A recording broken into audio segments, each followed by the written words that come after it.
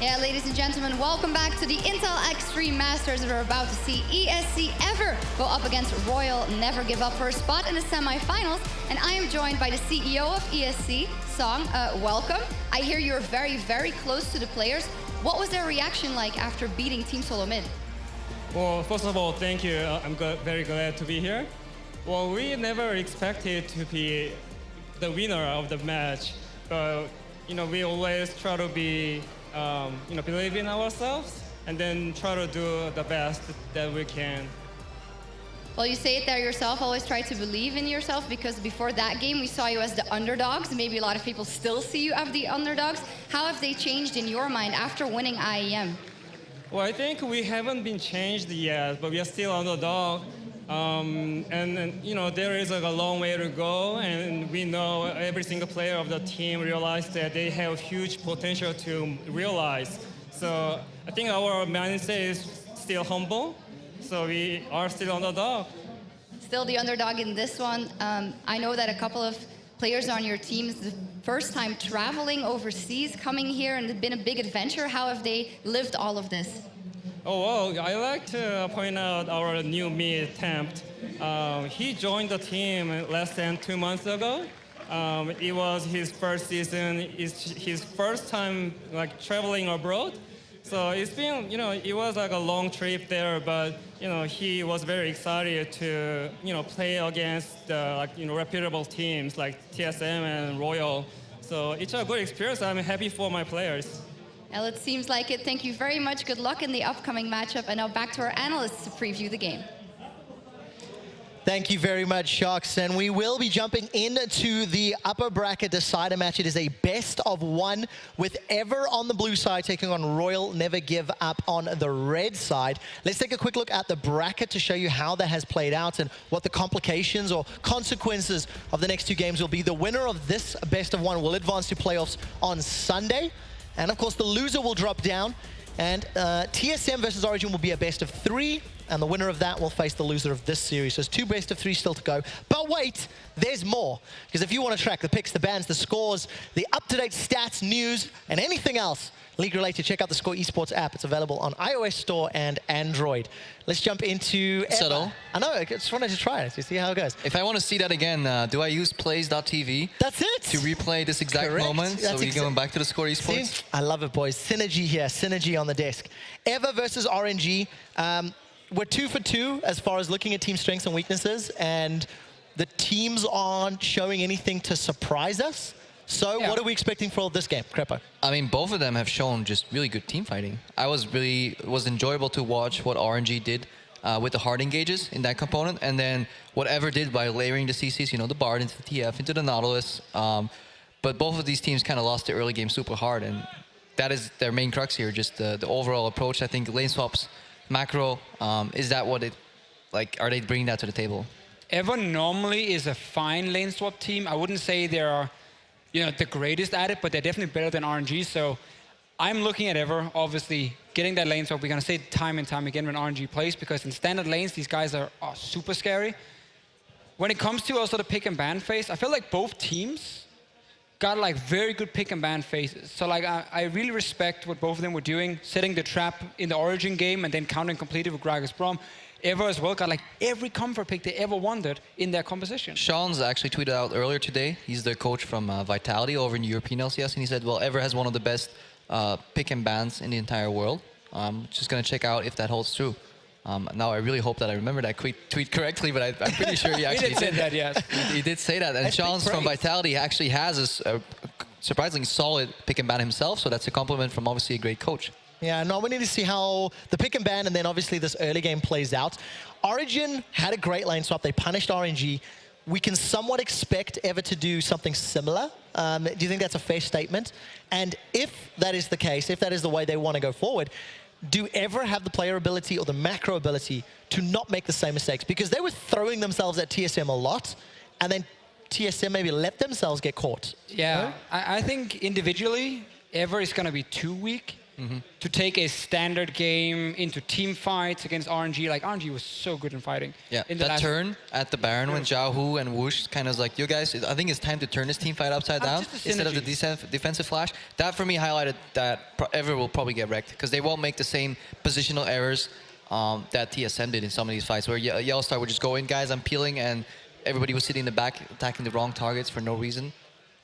I agree, and that, again, that's the point, right? I don't think Ever has many ways to win unless they can get a Twisted Fate and get crazy on a split pusher. I actually would like to see him put high priority on a split pushing champion, not a Nautilus. Even though, yes, sure, it is a good pick and people want to team fight with it, I think you need to play full on split push and like get a Twisted Fate, get a Fiora or Trundle or Quinn up and top him for crazy, and then use Temp to like back him up and try and play the map instead of play into RNG's favor, which is the team fights. So I'm starting to get the feeling that RNG are the favorites in this one. We just caught a glimpse of the team on stage busy setting up. Just before we jump into this winner bracket deciding game, we're going to hear from Mata from RNG about the tournament and how they're going to do.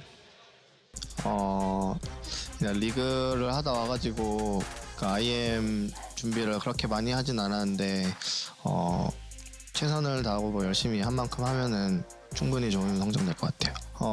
사실 비행기도 오래 타고 컨디션은 그렇게 막 100% 좋다고는 말 못할 것 같아요. 근데 팀 분위기는 한 80-90% 정도 괜찮은 것 같아요. A조 같은 경우에는 상대적으로 B조에 비해 좀 약한 팀, 네 팀이 좀 모인 것 같아요. 개인적인 목표로는 일단 4강을 가는 거고요. 그리고 그러니까 첫 해외 대회이기 때문에 이번이 그러니까 좀 뭐라 해야 되지? 배움의 단계로 생각해야 될 것 같아요. It's nice to hear some honesty from Mata. Long flight, 80-90%, still not firing all cylinders. This is like Korean advice, you know? Yeah, the team's looking a little rough, you know, jet lag. Yeah, we're only at 80 or 90%. And they still team fight as exquisitely as they did.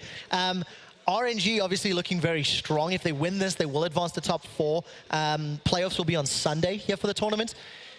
But they do need to get through Ever. They do need to get through some of that early game, which is shown through. It was interesting to note. It's only if it's a lane swap. If it's a standard lanes, RNG is a fine early game team. It's kind of weird though, because like from 0 to 10 minutes, they actually don't do a whole lot. They just normal lane. And they're even like on average slightly down in gold. But then from 10 to 20 minutes, they just like explode completely. And they start invading, setting up picks. You know, MLXG can start ganking as well. So they do tend to be a little bit slow starters. But their standard lanes is definitely what they want. And it's also how much Mata can do on the map, really. He's not necessarily involved in all these plays, but he sets up the vision at least in one side of the map. And then because he's really the puppeteer, either stuff will go down on the other side of the map because they have information on the bottom side, but obviously he won't get his sights done until like 8-9 minutes in the game. Needs a little bit of boots there too to actually get into the jungle without dying or being too slow. And that's kind of where it all starts coming together, because Mata is just really, really phenomenal when it comes to just getting the vision in the right place at the right time and then coordinating the team around that. Well, I'm hearing some sound effects that make me think Picks and Bans is on the way. Boys, prediction time. ESC are blue side. They won the coin toss, or I actually don't know who won it, but either way. First ban, first pick. Where are we going and why, Deficio? I mean, you got to ban it in Italy, or you got to first pick it yourself, so I think they're going to ban it. So we didn't see that in the game 1, just as a note. It was banned by Origin against RNG, but in the first game it was left open. Ever had banned away LeBlanc, Cogmore, and Callista against TSM. Yeah, still, I mean, you got to take away in Italy. You don't want to put your jungler in a disadvantage. Also because Ares didn't have the greatest game against Team Solo Mid. I mean, he even died to a Grump almost. Yeah. So he did make use of that Graves very well later on in the game by actually just baiting in TSM into committing on him when he obviously Graves becomes kind of a pseudo tank. The bait, you know, overextending a little bit, getting caught out and baiting. If they're Korean, it's a bait. If they're Europe, it's a clown fiesta. Well, maybe it's an argument you can have. So we've hit the obvious ones. Unfortunately, we did have to drop out of Picks and Bans. It is becoming a trend. Teasing. I'm afraid, just teasing. But yeah, it's quite important. And also what's also going to be interesting about this game is that Origin and TSM need to be paying attention, because whoever wins that will face off against the loser of this particular match in a best of 3 to decide who the final team to advance is. If you're Origin or Team Solo Mid at the moment, though, I feel like your entire focus is just on that next match, because there were so many things that went wrong, despite actually doing so many things right in the early game. I mean, the TSM were basically gifted the early game. I know. So many things went right, but then things also went wrong. It's just, to me, when your shot calling is basically, oh, we have a split pushing comp. Let's go 5 and rush into the tower. Oh, we died once, we died twice, we died even a third time. Why don't we do it again? Like, why is there no one on that team going, guys, calm down. Like, what are we doing? We have a Fiora who's like 5-0. Let's split push. You know, that never happened. And it shows to me that next match, there's been so many mistakes for both teams to work on. And you only have like, what, 1 hour, 2 hours? Yeah, it's just, and at that point, like, do you work on those mistakes or do you just put the focus on untilting the players? Because getting defeated in a way like that for both these teams, both had a considerable lead at which the game generally gets called, okay, FF20, this is over, in the more casual conversations with the players, if you would watch backstage, and then they both throw the game. TSM arguably harder than Origin. Oh, yes. Still made some major positional mistakes, though, that we can't expect from a former semi-finalist at Worlds. Yeah. So both these teams, the goal is actually just to clear their heads and get into the game, because they must have practiced these games better than this. They must know what to do, but it just doesn't come quite together on stage. So I hope they just relax and get ready for the next match. It's fun though, it's 2 teams in the same position. Coming into the split, we expected a lot. I mean, I put Origin as like the clear-cut number 1 team in Europe. I think most people did. And like for Team Solometer, like them or Immortals fighting for top 2. Now we're like 7-8 weeks in, and I feel like we can for sure just go and say like, this is not, you know, the top teams we expected. And they're not going to be the top teams we expected for 5 more weeks to come. I'm not expecting these guys to go into playoff and suddenly play like beautiful League of Legends. I think they're going to struggle still in playoffs. Well, we will find out. To bring us back to this particular matchup, Ever versus RNG, we're going to hear a few words from Aries, the jungler for Ever. 이 경기 준비를 한국에서 상대팀이 정해진 다음에 상대팀 경기를 보고 주로 하는 픽이랑 자주 안 하는 픽을 잘 봐가지고 저희가 그렇게 맞춰서 준비를 했습니다. 저희 팀 컨디션이 어제는 비행기를 좀 오래 타가지고 애들이 정신이 없었는데 경기 시작 전까지 몸 관리 잘해가지고 하면은 괜찮을 것 같아요. 카토위체를 생각하면은 그냥 생각 드는 게 그냥 커다란 국제대회? 네, 그냥 그렇게 생각 들어요. 저희가 준비한 대로 실수를 크게 안 하면은 2등 안에 들어서 4강에 갈 수 있을 것 같아요. 네, 집에 갔을 때 일단 당연히 우승컵 들고 가고 싶고요. 그리고 일단 저희가 후회 없는 경기력으로 경기를 끝내고 싶어요.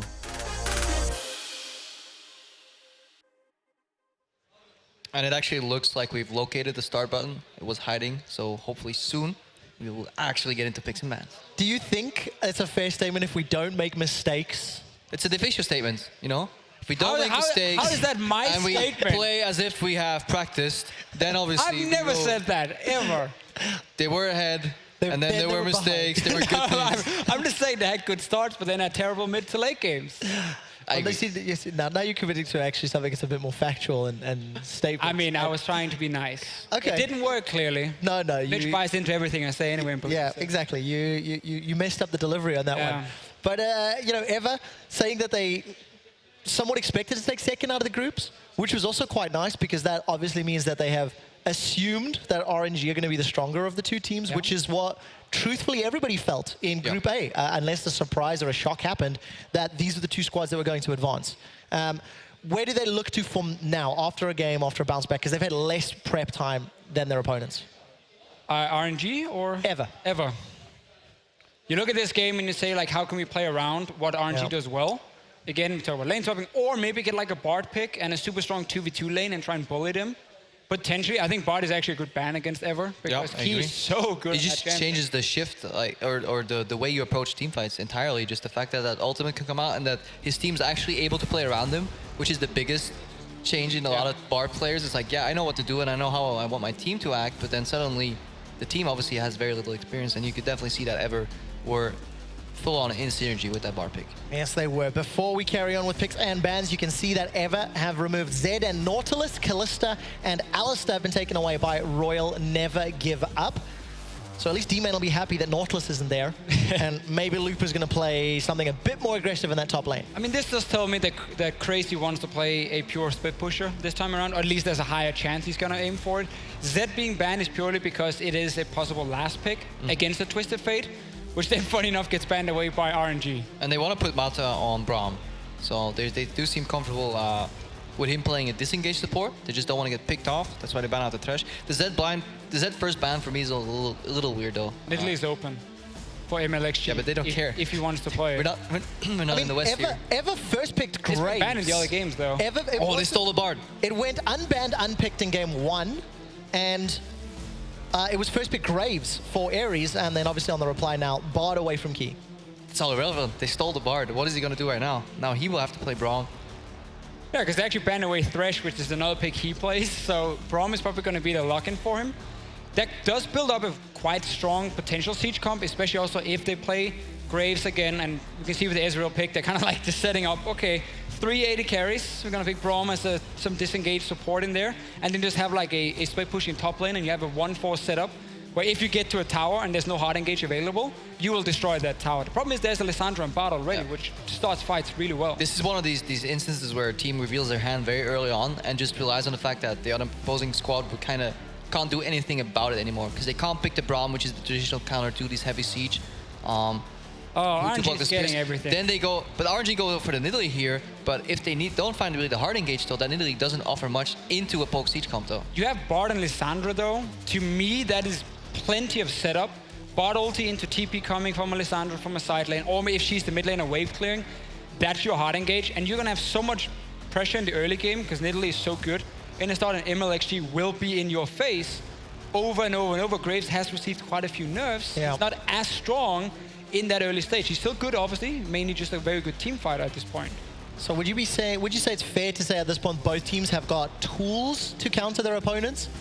I don't think there's any counters. RNG is currently way ahead in the draft phase? Yeah, I don't see any counters from Ever in what they're building. So not counter champion, counter in play style, a decision They just have a strong strategy that they can pull off. And yes, you can Bard ulti, but the problem what I have here is like on that Bard ulti, there's, except for the Lissandra, no follow-up. So I would have liked to see maybe a Gragas to like be another conditional engage, because Bard ulti is really hard to land. And if later on some members get Q assessed, then suddenly the Lissandra will be useless, and then you can get unpunished poke siege. The Vladimir is just a complete surprise, though. This is... I need like a second. Now, this is something that Ever have played a few times, and it's somewhat of an Ever special, maybe. Over in the Korean challenger scene, they play some weird and wonderful things. I actually think they played a Malzahar as well fairly recently. It's a blind pick Vladimir, though, and Vladimir's laning phase is definitely not great. You need levels under your belt, especially ranks in the queue, to get the cooldown down.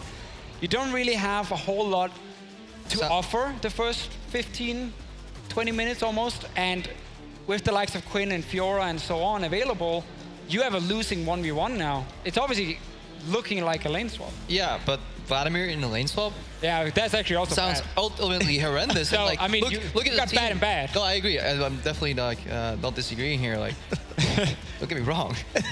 Vladimir's just a horrible pick. Like, I don't get it, because he loses lane to Quinn. I don't see how Quinn can ever lose this lane. You have to like misclick on creeps multiple times to actually lose trades with this Vladimir. And then later on, Vladimir doesn't even have anybody to lock down the champions in the team fight for him. He can literally only walk in and use his body as zone. It's like, I'm coming at you guys, run away. I'm a pool of blood. He's weak at everything here. He's a bad front line. He's never going to really be able to get a massive ulti off, as Crepo just said. Okay. He's split pushing. Yeah, he gets strong in the late game, but a Quinn can just roam from you and then join his team, and then Vladimir is stuck there. Gentlemen, Super late game, he's hard to kill. Am I correct to predict both of you feel Royal Never Give Up are going to win this game?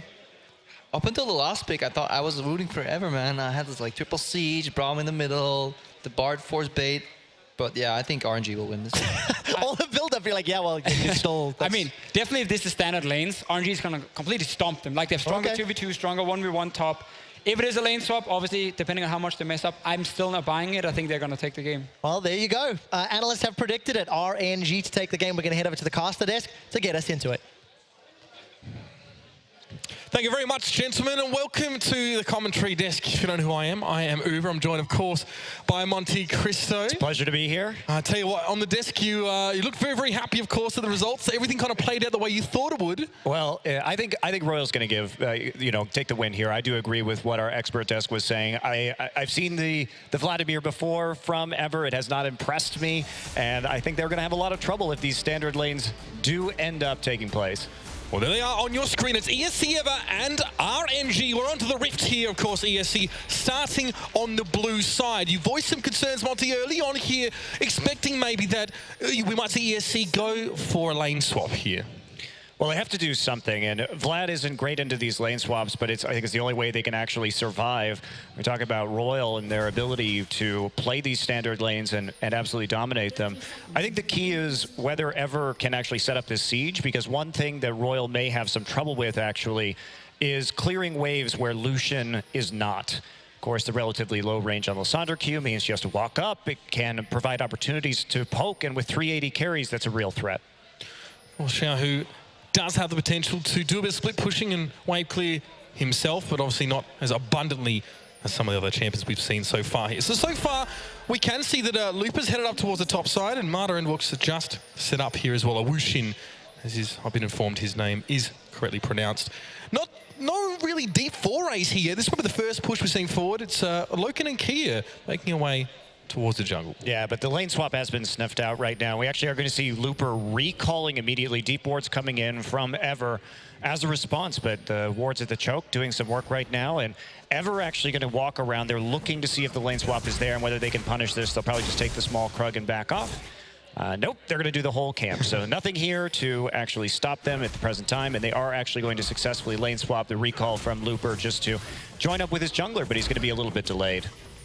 Krug's now going to be taken away, of course, by the bottom top lane of RNG, and Ares and Crazy will stick together for the moment here. That Vladimir pick, going to be interested to see how that sort of plays into things here, as Lupa and MLXG, of course, will also be buddying up here with Lupa absconding from the top lane.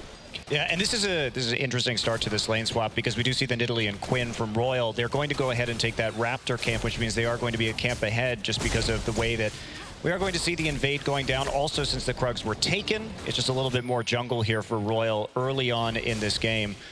But a lot of that's going to be respawned by the time we move through to the actual tower push here. But we should see, Ever just take the top side of the jungle, and Royal will clean up on the bottom side. It's going to be interesting to see MLXG as well. On this Nidalee pick, it's a bit of a knife edge for him. We've seen him play Graves in 7 out of 8 games in the LPL. I know 1 7 out of 8 games, should I say. And when he plays that Graves, he's farming up a lot, but we probably should expect to see some real early aggression here now, as again, a little bit behind the 8 ball. RNG going to press on towards this bottom outer turret and just mirror things across the map. Yeah, I wasn't really impressed with Ares Graves play. I mean, we do see a lot of Rek'Sai out of him in the challenger scene in Korea. And he really, he got caught out a little bit, had to use his ult in very suboptimal ways in their last game. Of course, a lot of that was due to him being behind, but Ever going to have to wait until the next wave here to go ahead and pressure this turret. So Royal, though, we'll see if they can keep up that tempo, because that was, as Deficio was mentioning, the big factor in their last game was that they were just a little bit slower, emphasizing wards in the enemy jungle instead of actually pushing. And that was the cause of that huge early deficit. But it's something I think that a guy as smart as Mata, now that he's seen that and experienced it, something they can adjust to. Whereas, let's flip the coin. Of course, ESC Ever actually struggled to make their impact felt in the start of their game against TSM. We know how that went. We won't elaborate, but a lot of their ganks were quite telegraphed, or at least read into easily. Yeah, and they've switched it up, though. We don't see the double teleport, of course, with the TF not being able to be played in this game, so they may just try and play a more even-paced game this time around. It would be nice to see them with a little bit less aggression, but the way Ever tends to go is just play balls to the wall in the early game, and their shot calling really only comes together very, very late after they make a lot of mistakes, and then finally Crazy can set up that split push, but that's just not going to happen here with Royal on basically a 1-3-1 composition with the Quinn and the Lissandra. And Marta more than happy for the moment to leave Wushin top side as he does roam, gets on boards down, and Key is there to try and do some housework. He may even press forward. MLXG's off towards the side, and he comes forward. He wanted to go for that wolf there, but Ares will get the quick smite.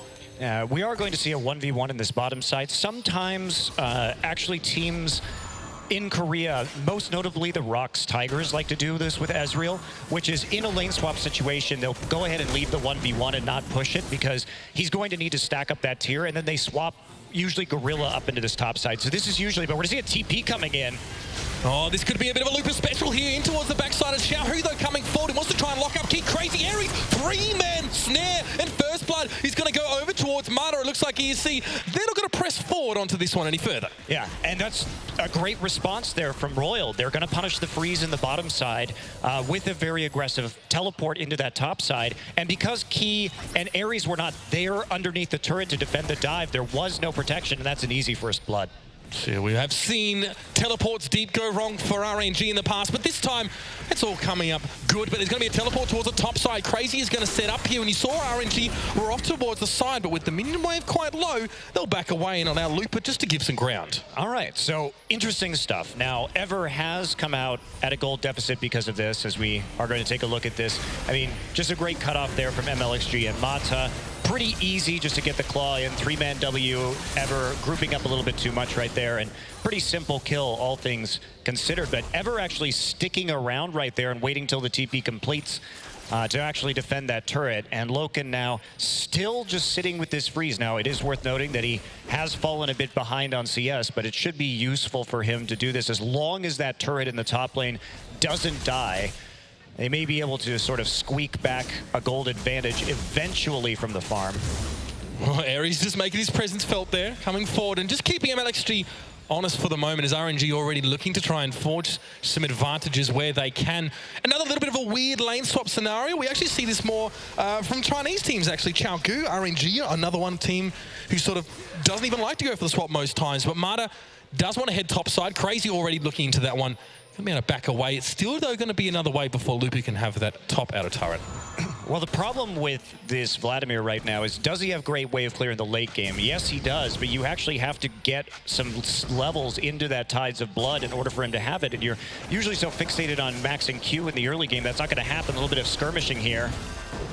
Shahu going to be able to get away with the Glacial Path. It's all about transfusion, as you said, Monty, for Crazy right now. So he'll stack levels in, wait for that level 9, and going to give him plenty of sustain and be very, very annoying to shift in that top lane or wherever he may roam. Yeah, at least there's a little bit of a break here for Ever as the double TPs are down, so they don't have to be quite so concerned. But Ares is still going to have to be tracking that top side. And it's very important that Ares is able to start taking out some of these pink wards in the top rivers so that Looper is not able to play quite as aggressively as we've seen from him so far. Loken now just taking it easy here as Woox is going to put a little bit of damage across towards him. You can see Mata just off towards the side, and he is an aggressive support. He loves to come forward, make the plays, and open things up for Woosh in here, but the ward drop right at his feet, will spot him out. Harry's now just going to be working over on this blue buff. Is he at least working the top side here? So both sides going to adjourn for a moment. Bit of a lull as they do collect those buffs up, and we'll see them collect together again. It's a true shot barrage just being fired by Loken there. It's not a great effect. Yeah, it's tough now for Ever because they have to stop this push in the top side. It should be of utmost importance for them to actually keep their top lane turret up. But because Ares is just floating up in the top side of the jungle right now, MLXG is going to have some free time. They have the vision down there to be able to steal this red buff, and they're getting that preferable 2v2 of the Lucian Bard into the Ezreal Braum. So the freeze was ultimately very ineffective, and that's definitely causing some issues right now. And we do have a bit of a pause screen, ladies and gentlemen, in case you didn't notice. Here is the teams will just take a moment. And it's not a bad one to take stock of things here as well, because despite there not being huge amounts of fights, a lot of movements around the map back and forth here. One thing to point out, of course, is that Tempt has managed to amass a little bit of a lead against Xiaohu in the mid. It's 73 to 57 CS, and we saw already on camera another one of those aggressive trades come from him, assisted by Ares in the mid. Yeah, and that's a saving grace right now. That's what's actually keeping ESC Ever in this game. They've actually have that gold deficit that they had before, but without the control over the bottom side or the ability to shove Woosh and Mata out of that sort of deep position, thanks to the pressure from MLXG, it's been a little bit rough. So I'm not sure. The problem is I don't know what the end game here is for Ever. Vladimir, with this particular composition with 380 carries, it's a siege comp, and certainly the Vlad ultimate can amp up a lot of the damage, but any team fight is going to have to be very well coordinated from Ever, with the Hemoplague going down and then a massive amount of burst coming through if they want to have any chance, I think, of winning here. And of course, there's a lot of potential on the side of RNG to either neutralize those specific carriers. Of course, there's a lot of power picks there in terms of AD champions. Of course, Loken is going to be looking scary later on. I mean, Marta, we've seen some pretty darn good Bard plays so far. Some fantastic Tempered Fates coming out earlier on in the day.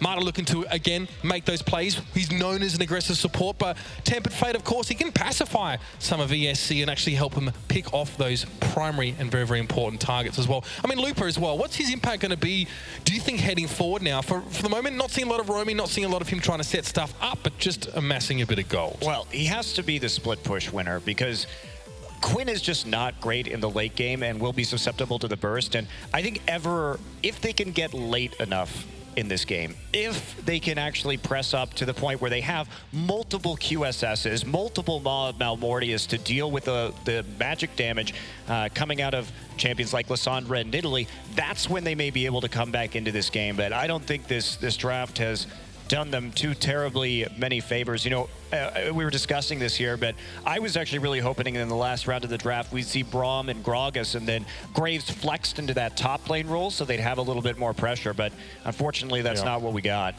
No, indeed we didn't. I think you alluded a little bit earlier on too about what may come of the late game. You said if ESC can get to that point, obviously we know what Vladimir can do as the game does go on. I mean, RNG, though, at the same time, these guys really put their eggs in the Baron basket. They've almost got a fixation on it. I mean, they have, on average, the earliest Baron take time in the LPL. And 100% of their wins obviously come from the first Baron that they get. So once they got it, they definitely got it. You know, we've seen games won and lost today around that Baron beat here as well. Do you feel like that's a concern from ESC? Are they demonstrating a proclivity to maybe make mistakes come to that part of the game? I think what's great for ESC is that there isn't going to be Baron baiting from Royal. They have no tanks. So early Barons against a poke composition and a composition that get hemo-plagued in the Baron pit, probably not a good idea unless they've gotten 3, maybe even 4 kills. So that's, as long as Ever plays conservatively and keeps up vision around the Baron, it's going to be pretty difficult for Royal, I think, to actually take that objective. Well, we are still, obviously, ladies and gentlemen, just waiting on the players to get their stuff sorted out here. Probably just a small issue on stage that is being looked into currently as well. And if you are just joining in, of course, after this, we will be going into best of 3 territory, which is going to be pretty exciting. But of course, this game, the winner of this match will be going straight in towards our finals. It's almost like come in strong, win 2 best of 1s, Monty, and you're home and hosed. Yeah, I think Royal, they were my favorite to make it out of first place in this group. So at least they're looking strong, and I think they played the lane swap better this time around. It would have been hard, I think, to play it worse than they did in the last game. Doubtless. So it's not exactly glowing praise, but they did look a little bit more on point this time around. Of course, both those 2 teams waiting in the wings. Origin and TSM, well, carefully checking this game and going to see, I guess, which team does fall down towards that lower game and why they perhaps do that. Of course, a chance for them to capitalize as they are watching and definitely hoping to make improvements. Both of them respectively struggling a little bit here.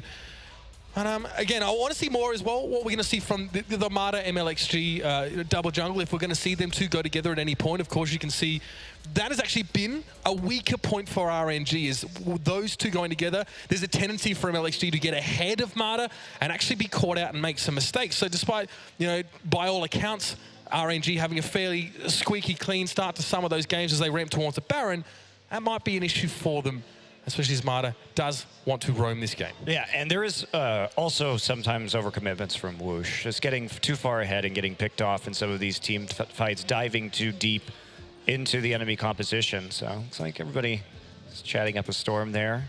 On Royal, we're not really sure what the issue or the delay is right now. So looks like we're gonna have a nice little wait here. Is this a greedy draft from RNG? We've talked about how sometimes they will go for just try and stack the power picks in. You said they're missing that tank. They're going for this poke comp. Is it greedy, or is it just well suited to what they're trying to achieve here? What's the win con? I think that you can have that 4-1 split push here coming through, but again, I think that the lack of wave clear from Quinn and the dangerous, I would say, wave clear from Lissandra. I mean, we can talk that Lissandra, champions like Lissandra, champions like LeBlanc do have wave clear, but you have to get uncomfortably close to actually execute it.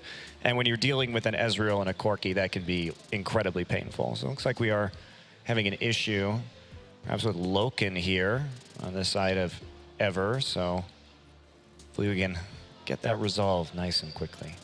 Yeah, I mean, you know, we talked about it as well at the start of the game. Marta taking away that Bard, but Key actually has been playing a lot of ROM in challenges in Korea as well. We played 3 or 4 games in a row recently.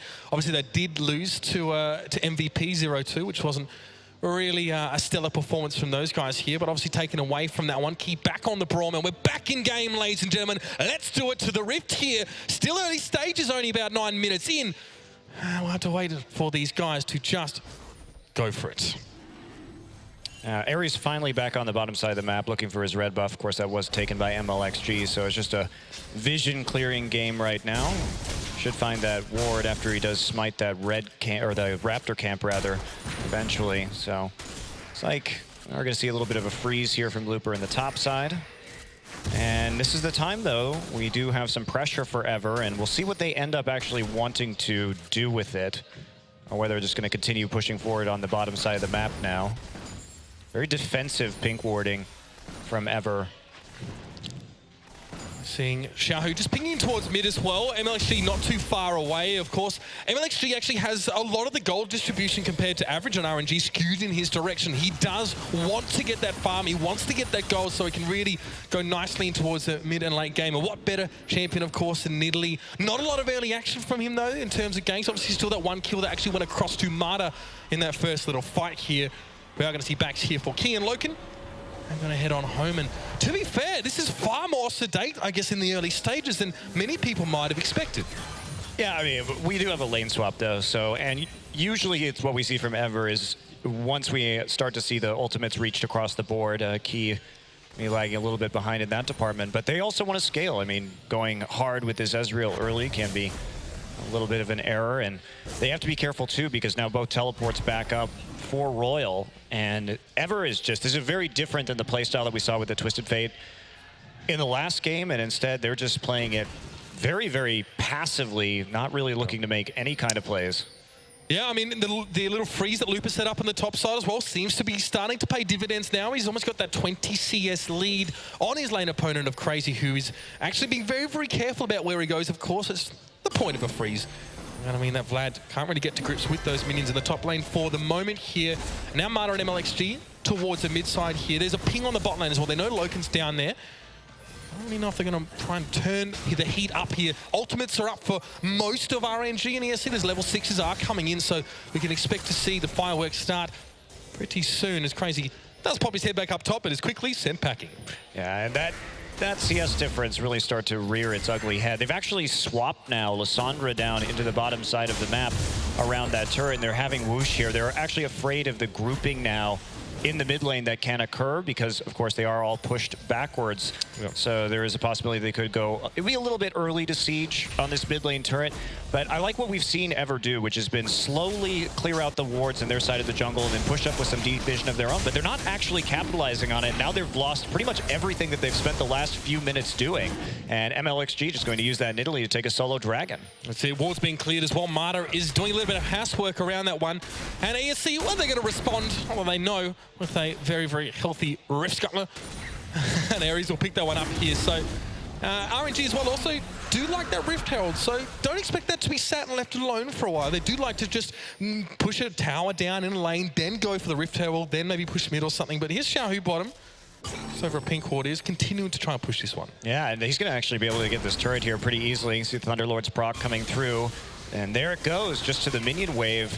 Vladimir's still only level 7, so not clearing it out particularly efficiently. And Royal just getting every advantage. And I'm quite disappointed. Ever had such, like I said, did a methodical job of cleaning up the wards in their jungle and deep warding themselves. And then they just didn't play around it. They fell back on the map. They played way too cautiously considering the information that they had when they could have just kept on pressuring the bottom side and actually just sat right in the bottom side jungle of Royal.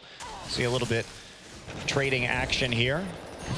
Xiaohu not quite strong enough to be pushing that one out on his own, as Tempt is able to send him packing with a fair bit of damage across, and MLXG was waiting in the wings in case he was required, but now a bit of a grouping towards the top side here. Looper now got a bit of a spring in his step. He's got that CS lead. He wants to be that split pushing menace, and this is a good way to do it by getting ahead here He's always got MLXG. Rooks is moving forward, and yeah, it's going to be that Riptail take. I mean, this is exactly the opposite of what we saw from Ever, where in the TSM game, did they play overly aggressively? Absolutely. Was that a huge error? Yes, it was. Let's see the Herald reset just a little bit here. But this time, they're not contesting any objective. They're not defending their vision. And every time, Mata and MLXG are able to get in, get superior wards, and clear it out basically for free. It's like night and day here for ESC now as they are again back to Wales. A Cosmic Binding, a warning shot fired from Mata. And ESC are going to be forced on back now towards the mid lane yet again with that Rift Tower being picked up for MLXG. Of course, he can lend a little bit of extra weight to trying to shove down some of those towers. Of course, there's only been 3 towers taken for the whole game. RNG do have that lead, but again, not a huge on-paper lead for them in general. They're looking to forge some advantages now. Check that red, but Ares is there. He would like to be left alone if that's okay. Yeah, he doesn't have any smite though, but they're not going to actually challenge this too much. Still playing pretty methodically, but look at what Royal's doing. They're getting deep wards in the top side, immediately just running through the mid lane, and then getting the wards on the bottom side of the map at the same time. That, I'm not sure what that ult was supposed to do. No, that was interesting there. Little Cosmic Binding there is going to catch Ares and Key together, and of course, a magical journey. Ares thinks twice about following him into the unknown. MLXG Mata now can back away. RNG, they want to push with impunity. I'm sure Xiaohu would like to be a bit more comfortable on the bottom side. Get some deep vision, RNG, and they'll be able to set themselves up to start to shove those waves in. Looks like they're playing a bit too cautiously. I mean, having this Ezreal in the mid lane isn't going to provide you with very many advantages at this extremely early stage. Waveclear pretty much just limited to his ultimate right now, and they're insisting on having this Corki low block matchup. Certainly it's given them some CS leads, of course, just with a longer range from Corki in the first parts of this game. Now he has the Hex Drinker, so going to be doing very well. And it's Ever, they have to basically make it, I think, to 3 or 4 items here and hope that Royal messes up their split push in the interim. Once the QSSs and I think the Maws are there, they're going to be in a good place. Now, before that happens, they're sort of just hemorrhaging objectives and playing without, they're not playing decisively enough with the vision that they have. Drop by drop. Again, that vision sort of going to waste a little bit, and unsurprisingly, Ares is pretty adamant on staying in that jungle, farming up for as long as he possibly can. And conversely, we're seeing the same thing from MLXG, actually. Both these junglers just wanting to get themselves plenty of farm, plenty of goldie before they start going for those fights. By the looks of things here, these two teams, almost a gentleman's agreement to play this lane swap out and just keep moving across the map, wave after wave in. This is that kind of whole map, I guess, macro play we've come to be used to. Yeah, now the question, though, is what are they going to do? Because, well, it looks like they're not going to freeze in the bottom side, but certainly they need to freeze around this Vladimir. So Tempt actually is going to try and provide pressure so that they don't just group on this mid lane and decide to perhaps dive it. Even though they are a squishy composition, the amount of mobility that they have with Sandra in Italy could make that a pretty real threat. They have to come over now. Mata actually caught out a little bit. Package being used, special delivery for Mata, and he might be in trouble here. He tried to hold himself, but it's not going to be good enough. Xiaohu comes forward though, double snare. MLXG makes good on that one, but a teleport's coming in from the top side here as well. They might soon be cornered, but Wooks, he's going to get the exhaust, flashes over the pit there. Crazy's going to want to follow, but MLXG is there. Can they hold him back? No, the blood pool comes out. Crazy gets the kill, and now Xiaohu being knocked up there by the Glacial Fisher. Looper's in the backside. He's got no teammates with him. Where's the follow-up? He's going to try and do as much as he can. Will it be enough? Key's going to fall down too, and MLXG does take care of that. Ezreal, what a bloody fight. Yeah, just madness kind of across the board, but teleporting Vladimir at this point of the game with just a will of the ancients is not something you're particularly afraid of, but props to MLXG. Basically, after we saw the Vlad flash into the pit, he immediately just pops out the other side in order to continue that fight. Otherwise, it could have gone disastrously, but MLXG really able to skirmish alongside Xiaohu right there and actually finish up a play that started looking like it was not going to be going so well for Royal. Yeah, fortunate for Royal to be able to salvage that one in the final moments, and it's almost as if we start to build up towards a critical mass. It's a very placid rip, but here's the fight. Yeah, if we take a look at this, I mean, Mata just walks back in, and Tempt has the package, so Mata in a lot of trouble, and then, of course, the Graves Q coming through to deal so much of that damage. Xiaohu gets a good double W, quadra U, if you will, but it's just Crazy's just faster here. He has a better position for the collapse. So Whoosh is actually going to come in. There's the flash over. It's the only tool Vladimir had. Flash over from Tempt as well. He doesn't have his W. But MLXG pops out the backside. Looper on the flank. And remember, no one is else left out of the Dragon Pit right there. Ever just should have disengaged as soon as they committed to that. Because right there, the proper play is pick up the kills you can on Ever, walk to the mid lane with your siege composition and knock down that mid turret. There is no way they can get an angle to defend their mid tier 1 in that situation. Interesting stuff there. The tendency just, you got two teammates stuck in the pit and they went for it either way. But again, that is just the perfect time to just go into that mid lane because they're deep in your jungle, and there's just not much they can do about that. There's nobody left to wave clear. You killed their only wave clear. A chance for ESC to extend some control there being squandered, and they're going to have to find it some other way here. MLXG and Looper are going to go for this blue invade. It's just Aries now coming forward. He's not able to do much about it, and MLXG comes away with the very fashionable blue ring. And it's going to be another Rift Herald here for RNG. Didn't do a whole lot with it last time that we could really see, but see they're starting to ramp up in gear. Right, the scary thing is this Quinn. I mean, already 50 CS up in a matchup that will be impossible for Crazy to split push in. And how is Crazy actually going to have an effect on this game? He basically, he's a level down to, what are you going to do here? Unless your siege composition can really start to knock down turrets, the 380 carries, but they just haven't been setting up for that. Well, we do see collateral damage actually being used to secure that red buff, but now Xiaohu might be caught. He does manage to get the frozen tune towards Tempt. He backs away, but Looper, he's always there on the backside. He's going to cut off Tempt from any hope of salvation. Xiaohu takes that one away. Key, maybe a bit of a disengaged attempt there with Glacial Fissure. It's going to work for the most part, but a good pick off for RNG, and the control they have now is going to start to hurt. Now, fighting that was a mistake. Looper was the one who still had teleport available, and he got in there, did the damage that he needed to do to Tempt, and Crazy just couldn't follow that at all. So just defend the turrets that you have already. It has to be a late game play here from Ever, but every time they make a mistake about when they're fighting or how to fight, or instead of fighting at all, turning into that mid lane turret, they fall further and further behind. And the light at the end of that late game window gets further and further away. That's what they're banking on. Dwindling into the distance right now. Aries here, you know, especially because he used his ult to secure the red buff. Now, Tempt has cleanse, so he's going to be able to get out of this situation, but the Valk already used. Remember that he doesn't have flash. He used it in that last team fight to get into the Dragon Pit. So Looper has a great TP flank right here, easily able to 1v1. And just back away from this position, but it's something you shouldn't be doing in the first place. You should be happy you got that red buff and just walk away, wave clear. That's what you need to do. And the rest of ESC just a little bit too late to the party now. It's not too late for them as a whole, but that advantage starting to slip well and truly away. If we take stock of things, it's about a 3k gold lead to RNG. And of course that extra turret definitely helping out in that regard. They have a moment here, a brief respite. Again, clearing wards around the middle of the map. You can see that there's a desire to move that battle line up forwards, take control, and start to punish ESC more and more for mistakes like we just saw. I think Ever has a shot if Royal tries to do a Baron. Like, Royal actually should not be trying to go for a Baron this game. They are too squishy, and the poke composition would be absolutely brutal if they got caught in the pit. So they need to be very careful about it. They're going to go on to Crazy, though. Blood pool being used by Crazy should be enough to get him away, but there's a Frozen 2 coming down now. Jerry wants to try and finish it off, but again, now taking tower hit, flashes forward. Ring of Frost is going to secure the kill. He'll be able to back away with his life for the moment. Blue Trinket going to spot out Marta waiting in the wings here, and this is RNG. Now they're starting to flex their muscles, and they want this bottom in a turret. Yeah, Vladimir is too far behind. The True Shot Barrage going to do something, but they're still going to take a tower. So Royal really making the most out of the 1v1 outplay. Looper just left alone in the mid lane. Wow, just the defense here. Even though Ever does have a pretty substantial amount of wave clear, they are just committing way too hard to Royal's play, and they just look scared, honestly. Yeah, it's funny. It's almost as if they've been burnt by what they tried to do against TSM, and maybe in their heads they're thinking, we only won that game because we managed to get lucky, or we heard Key's interview. He didn't even know why they won.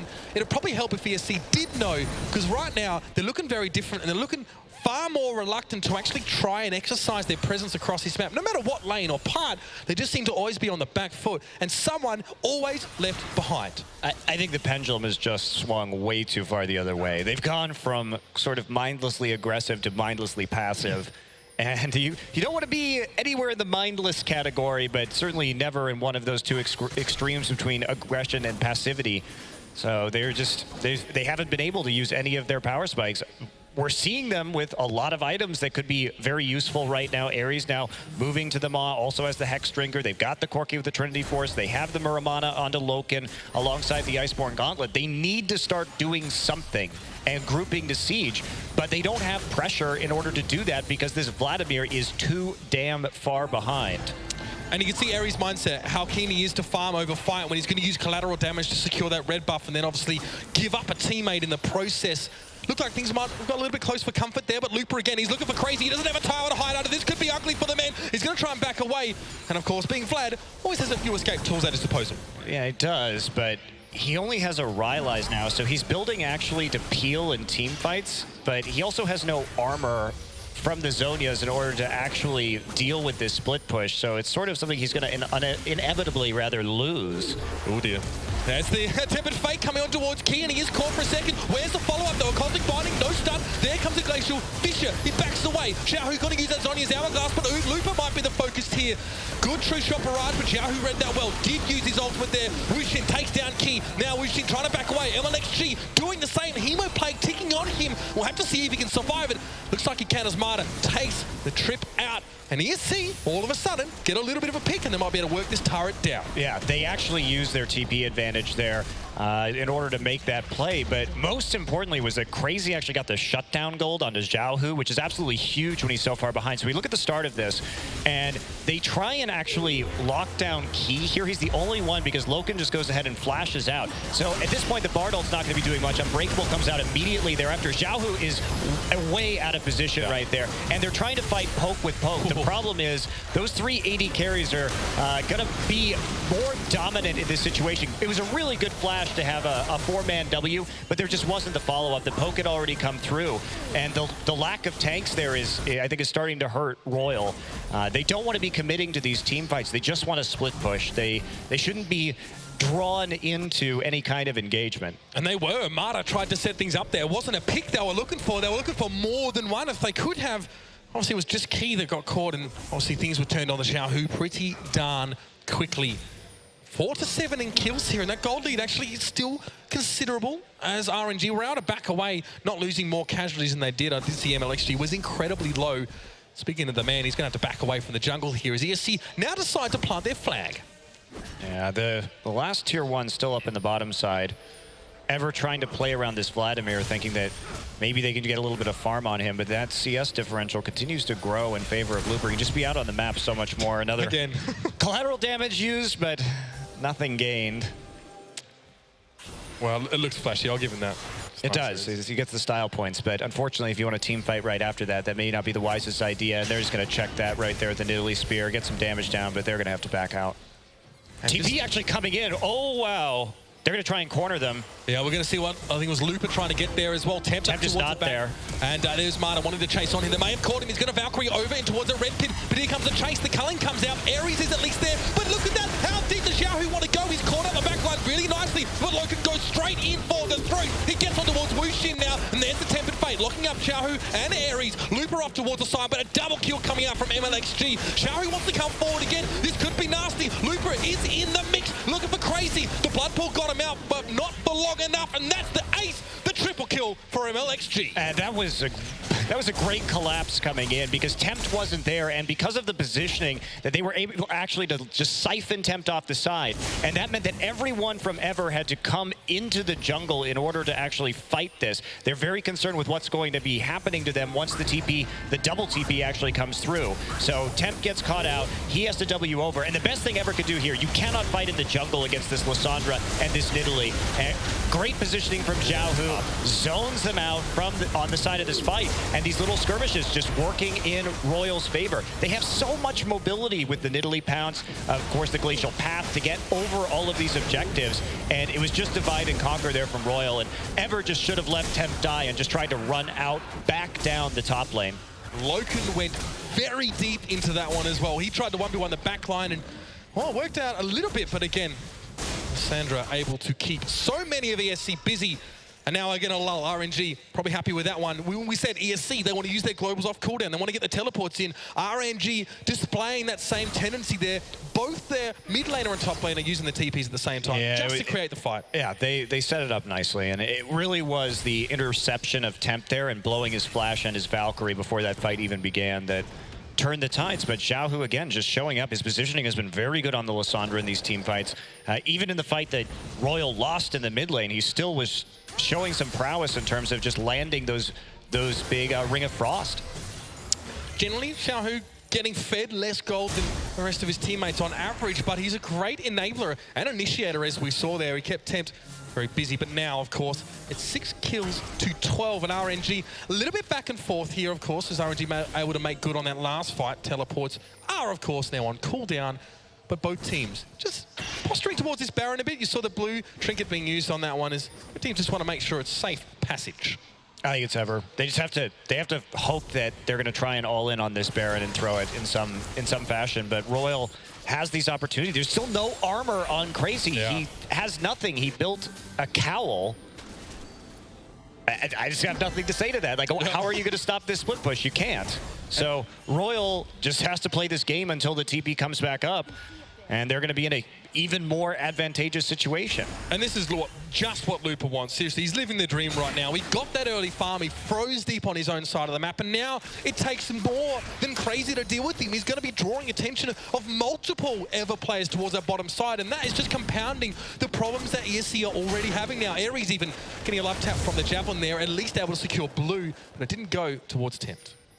I don't know what to say. You have a Maw on Looper. You have no armor items. Of course, you really want that Spirit Visage for the healing bonus, but in this particular situation, you're not going to be doing much with it, and you have to have that survivability or some way to stop the split push from a Quinn who's already 75 CS in the lead. Blue buff now being looked at, of course. MLXG taking it away. It wasn't taken away earlier, as my mistake. And we do see, yeah, Xiaohu sitting inside the base. It looked like he may have been wanting to make a teleport play. He's this up. Looper's is not, but he'll opt simply to walk out. Old-fashioned. Again, we see Looper, the montage, as he just flies up between this part of the jungle, pushing it in. Yeah, Xiaohu with the distortion boots. So he's going to be able to get that teleport off cooldown just a little bit quicker and try and make those plays.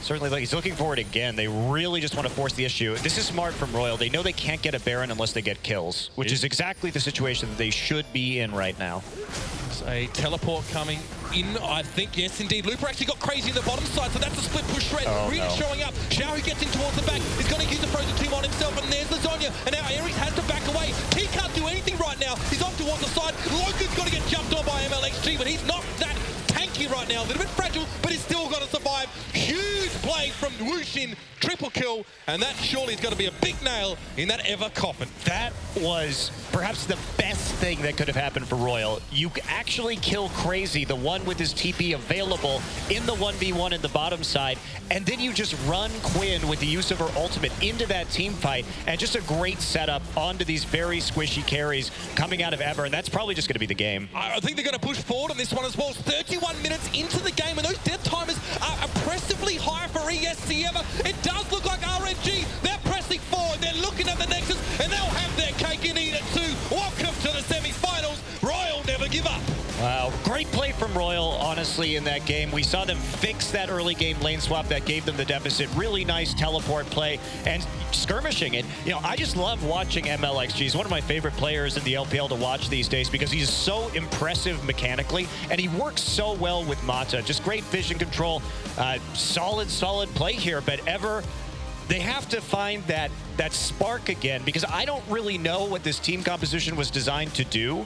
And beyond that, they were so afraid of actually taking objectives. And by the time they were trying to play in the mid game, they were just too far behind to make it work. It's maybe not the first time today that we've seen a team draft a composition with an objective in mind and then not play to that one. We saw the same from TSM, and it was actually Ever who were able to capitalize on that one. But now, of course, they will be going down to the lower match. We still need to see who's going to be going up against them. But enough from us here at the desk. Let's pass it over to our experts to put this one under the microscope.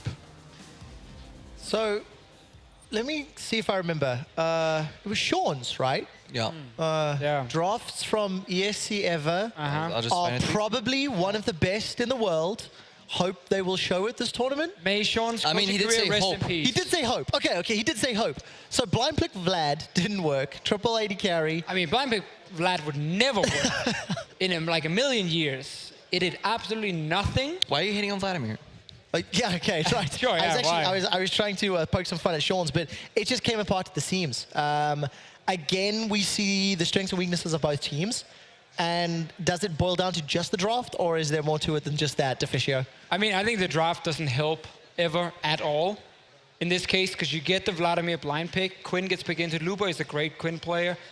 I think RNG just got so many good picks for themselves. Also, Xiaohu on the Lissandro had great impact in team fights. I mean, just the Quinn matchup is just impossible for Vladimir to do anything. Yeah. And then there's just a whole lot of missed opportunities on both sides this game. So often, there's a reason this game went on a little bit stale for a while, because both teams weren't quite finding the right answer. At multiple points, bot lane could base, rotate top, siege a tower, but they just really weren't going for those moves. It looked like RNG was actually going for a 5-dragon type of closure at one point. We were joking about it, and then the joke seemingly became more real and real as the game went on. And then eventually, obviously, Ever started fumbling in these team fights. But it's just a rough game. And there was this period. This is where I feel like what probably feels when he watches SK2 drafts. Like, when I watch Mata play, I don't know if I am right to criticize him or if I just don't see the beauty and the genius in his plays. Because he got Swiftness boots and a Ruby Crystal and one pink ward. And then he changes the trinket into a sweeper. So which meant he basically was on the map with one pink ward for like 6 minutes. He would move into every deep bush in the jungle, but he couldn't ward them because he literally had no wards. So I'm like, is this revolutionary vision control, or should Mata just buy a damn sidestone? I don't know. Maybe later this tournament I will find out. Well, I hope so. We got a couple of replays lined up. The first one is just a well-executed tower dive very early on in the matchup. Let's pull it up onto your screen. And Deficio, you quite like the setup here from RNG. Break down what it was that you were looking at. So basically the setup here from Ever is they put Ezreal bot lane in a frozen wave, something their Korean teams like to do with Blue Bill Ezreal. That does mean, however, the enemy top lane is sitting against you with teleport, and he can always just join on the other side of the map and actually dive whoever is sitting there defending. And in this case, it is our best friend, Vladimir. Yep. He does actually, to his defense, play it well, because the teleport comes in, he dodges the Q right here, he's going to pull into it, then flash, but then Xiaohu also has a teleport, gets a 3-man snare, and at that point, yeah, 5 versus 3 is a little bit too much to bear.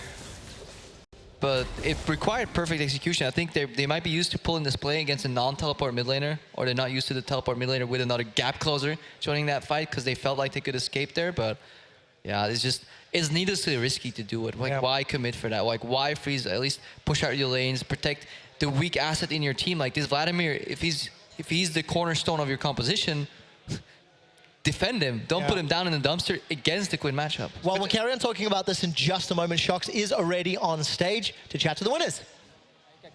Thank you very much, Quick Shot. I am joined here by Mata of the victorious RNG. Long time not talking to him. Congratulations.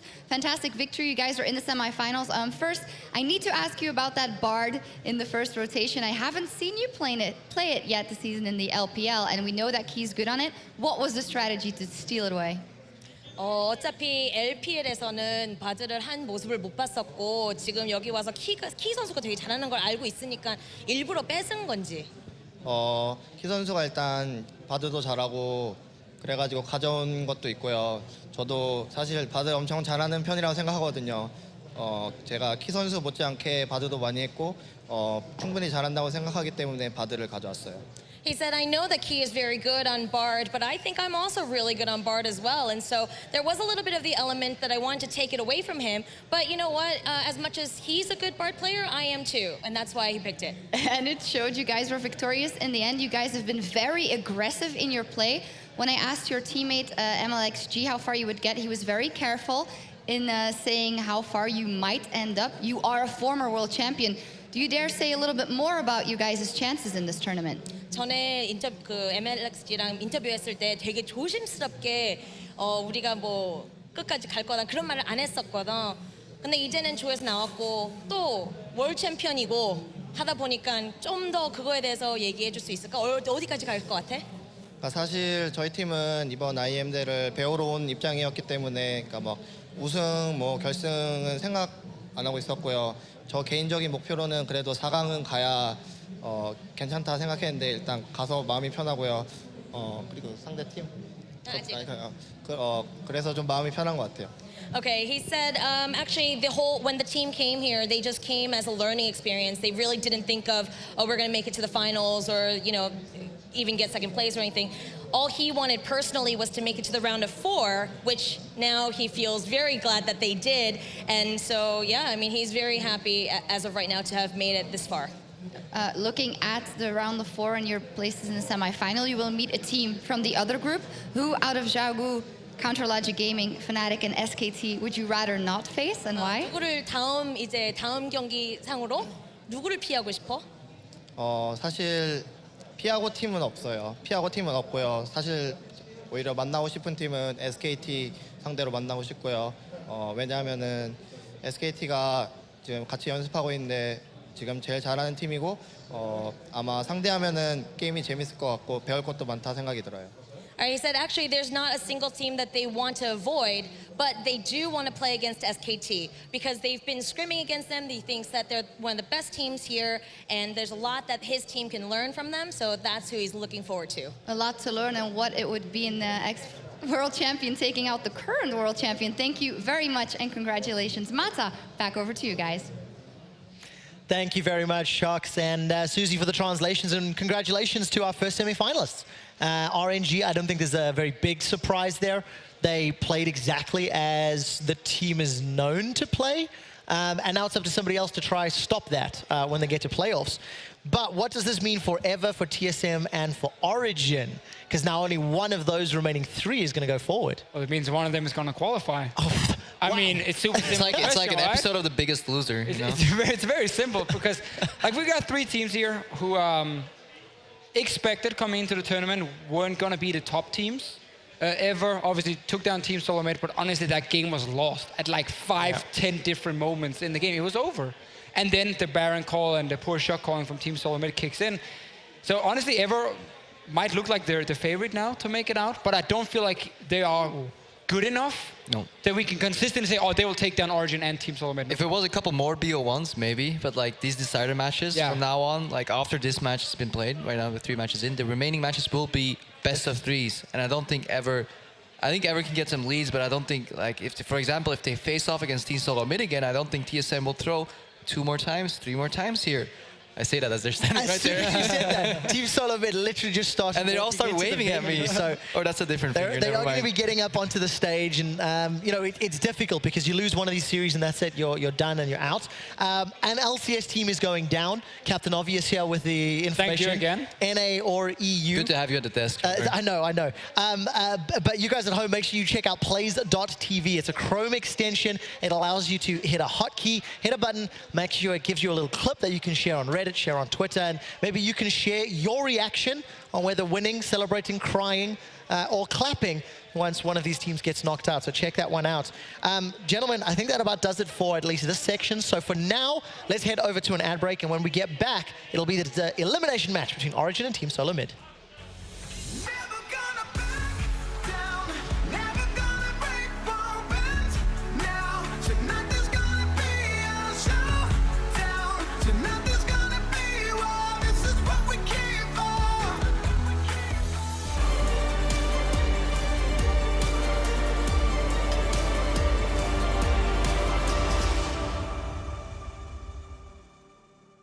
If your PC is dated,